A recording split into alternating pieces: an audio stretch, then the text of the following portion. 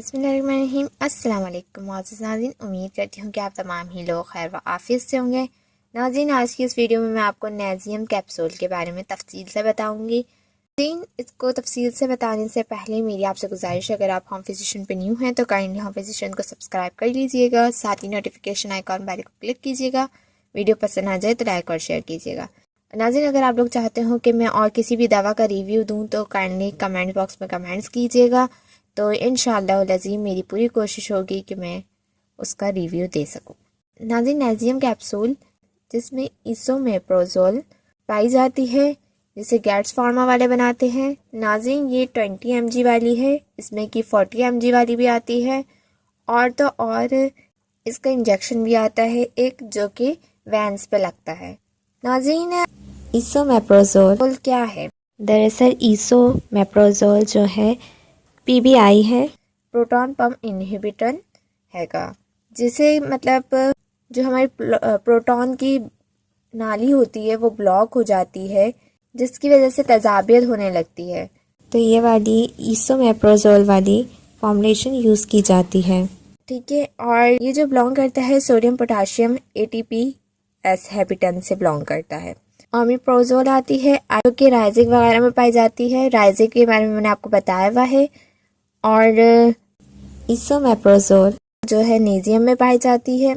और लेंथोप्रोजोल जो कि बहुत हल्की सी टैबलेट होती है, जो कि बच्चों को दी जाती है या फिर प्रेग्नेंट औरतें होती हैं उनको दी जाती हैं। पेंटोप्रोजोल भी आती हैं। ये भी एक छोटी सी फॉर्म है कि इस टैबलेट की। ये इस्तेमाल किस लिए होती हैं?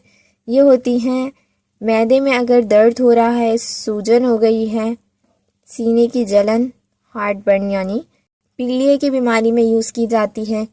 मैदे का ज़ख़म के लिए यूज़ की जाती है। खट्टी डकारें अगर आती हैं, आपको बदहज़मी होती है, तो इस टैबलेट को खिलाया जाता है। ड्यूडेनल अल्सर के लिए यूज़ की जाती है, यानी कि छोटी आंत में जब ज़ख़म हो जाता है उसके लिए। ग्रांट के लिए यूज़ की जाती है, यानी कि मैदे का एसिड इसोपेग्राम्स वापस आता है। अगर एसोपेग्राम्स की टेंडेंसी कम हो जाती है अगर हमारे मैदे के अंदर, तो तब ये टैबलेट खिलाई जाती है।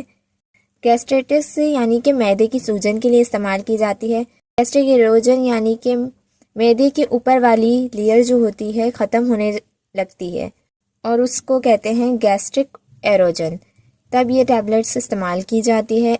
एरिडिकेशन थेरेपी ऑफ H. pylori, जब बैक्टीरिया हमारे मैदे में अटैक करते हैं तो ये टैबलेट का इस्तेमाल कराया जाता है, यानी कि किसी भी दवा का ज़्यादा इस्तेमाल की वजह से हमारे मैदे में दर्द रह रहा हो, तेजाबियत हो गई हो, तो जैसे पेन किलर्स वगैरह लेते हैं, हम बहुत ज़्यादा क्वांटिटी में ले रहे हैं, या मल्टीविटामिन्स की टैबलेट्स हैं, इसकी डोज ज़्यादा हो गई है, तो तब नाज़ियम कैप्सूल हमें इस्तेमाल किए जाते हैं। नाज़रीन, ये 40 mg में भी आती है, जैसे मैंने आपको बताया है। तो 40 mg वाली जो है आपने दिन में एक बार लेनी होगी, और जो 20 mg वाली है दिन में 2 बार इस्तेमाल करवाई जाती है। इसकी जो प्राइस है 250 रुपये के 14 कैप्सूल आते हैं। 16 से 18 रुपये तक की ये एक गोली पड़ती है।